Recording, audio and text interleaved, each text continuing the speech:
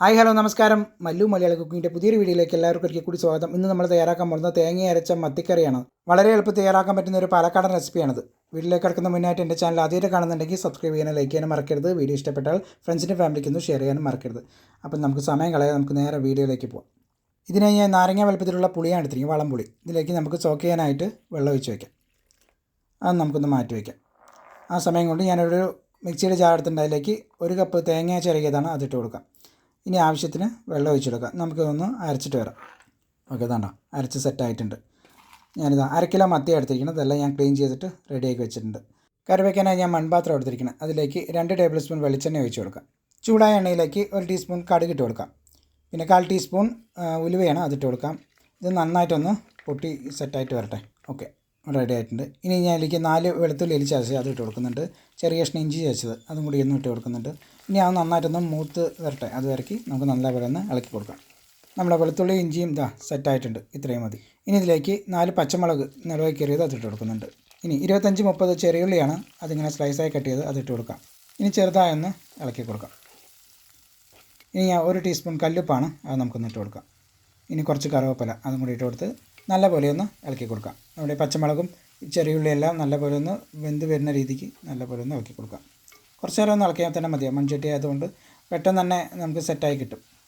ഇതുണ്ടോ നല്ലപോലെ വാടി വന്നിട്ടുണ്ട്. ഇനി ഇതിലേക്ക് ഞാനൊരു വലിയൊരു തക്കാളിയാണ്, അതൊന്ന് സ്ലൈസായി കട്ട് ചെയ്ത് അതൊന്ന് ഇട്ട് കൊടുക്കുന്നുണ്ട്. ഇനി അതുപോലെ തന്നെ നല്ലപോലെ ഒന്ന് ഇളക്കി കൊടുക്കാം. തക്കാളി ഒന്ന് വാടിക്കുഴയുന്ന രീതിക്ക് നല്ലപോലെ ഒന്ന് ഇളക്കി കൊടുക്കാം. ഇപ്പോൾ ധാരാളം മത്തി കിട്ടുന്ന സമയമാണ്. അപ്പോൾ ഇതുപോലെ ഒന്ന് ഉണ്ടാക്കി നോക്കിക്കഴിഞ്ഞാൽ നല്ല അടിപൊളിയായിരിക്കും. ഇതാണ്ടോ നമ്മുടെ തക്കാളിയൊക്കെ വെന്ത് ഏറെക്കുറെ സെറ്റായിട്ടുണ്ട്. ഇനി നമുക്ക് പൊടി ചേർക്കാം. 1/2 ടീസ്പൂൺ മഞ്ഞൾപ്പൊടി, 2 ടേബിൾ സ്പൂൺ മല്ലിപ്പൊടിയാണ്, അത് നമുക്ക് ചേർത്ത് കൊടുക്കാം. പിന്നെ 1 ടീസ്പൂൺ മുളക് പൊടിയാണ് എരിവുള്ളത്.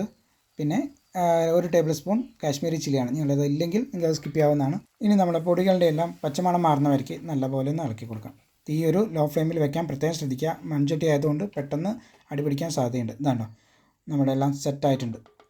ഓക്കെ, ഇത്രയും മതി. ഇനി നമ്മൾ നേരത്തെ മാറ്റി വെച്ചിരിക്കുന്ന പുളിവെള്ളം നമുക്ക് പിഴിഞ്ഞ് മാറ്റി വെച്ചിരിക്കുകയാണ്, അത് നമുക്കൊന്ന് ചേർത്ത് കൊടുക്കാം. 1 കപ്പോളം ഉണ്ട്. ഇനി ഒന്ന് നന്നായിട്ടൊന്ന് ഇളക്കി കൊടുക്കാം. മസാലയിലേക്ക് പുളിവെള്ളമൊക്കെ ഒന്ന് സെറ്റായിട്ട് വരട്ടെ. നല്ല കുഴമ്പൽ രൂപമായിട്ടുണ്ട്.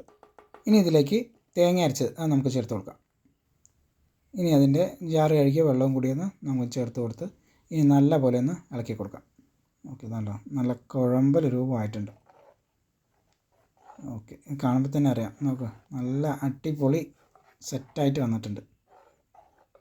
ഓക്കെ, ഇനി ഇതിനാവശ്യത്തിനുള്ള വെള്ളം ഒഴിച്ച് കൊടുക്കാം. മൺചട്ടി ആയതുകൊണ്ട് അത്യാവശ്യം വെള്ളം കുറച്ച് കൂടുതലാക്കി വയ്ക്കുന്നത് നല്ലത്. കാരണം ഇത് പെട്ടെന്ന് വറ്റിപ്പോകാൻ സാധ്യതയുണ്ട്. അതുകൊണ്ട് ഇത്തിരി ഒന്ന് വെള്ളത്തിൻ്റെ അളവൊന്ന് കൂട്ടി വയ്ക്കാം. ഇനി എല്ലാം കൂടി ഒന്ന് നല്ലപോലെ ഒന്ന് ഇളക്കി ഒന്ന് മിക്സ് ചെയ്ത് തിള വരുന്നവരേക്ക് നമുക്കൊന്ന് വെയിറ്റ് ചെയ്യാം.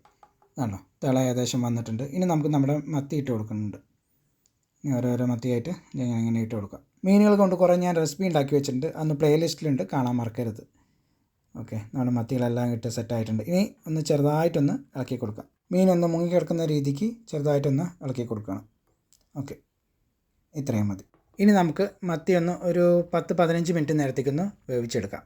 വേണ്ടോ, ഏകദേശം ഒരു 15 മിനിറ്റോളം കഴിഞ്ഞിട്ടുണ്ട്. ഇതാണ്ടോ നമ്മുടെ മത്തിയിൽ കുറച്ച് കൂടുതൽ വെള്ളം ഒഴിച്ചില്ലേ, അതൊക്കെ വറ്റി സെറ്റായിട്ടുണ്ട്. ഇത്രയും മതി. നമ്മളിത് ഇപ്പോൾ കഴിക്കുന്നതിനേക്കാളും ഒരു 3-4 മണിക്കൂർ കഴിഞ്ഞിട്ട് കഴിക്കുകയാണെങ്കിൽ വേറെ ലെവലാണ്. നല്ല പുളിയും എരിവും എല്ലാം ഇറങ്ങി നല്ല സെറ്റായിട്ടുണ്ടാവും. ഇനി ഇതിൻ്റെ മേലെ കൂടെ കുറച്ച് പച്ച വെളിച്ചെണ്ണയും നമുക്കൊന്ന് ഒഴിച്ച് കൊടുക്കാം. ഇനി നമ്മളിത് ചോറിൻ്റെ കൂടെ ഒന്ന് ഒരു പിടിച്ചാണ്ടല്ല വേറെ ലെവൽ. അപ്പോൾ ഇന്നത്തെ വീഡിയോ ഇത്രയേ ഉള്ളൂ. വീഡിയോ ഇഷ്ടപ്പെട്ടെന്ന് വിചാരിക്കുന്നു. വീഡിയോ ഇഷ്ടപ്പെട്ടാൽ ഫ്രണ്ട്സിൻ്റെ ഫാമിലിക്കൊന്ന് ഷെയർ ചെയ്യുക. പുതിയൊരു റെസിപ്പി ആയിട്ട് അടുത്ത വീഡിയോയിൽ കാണാം. താങ്ക്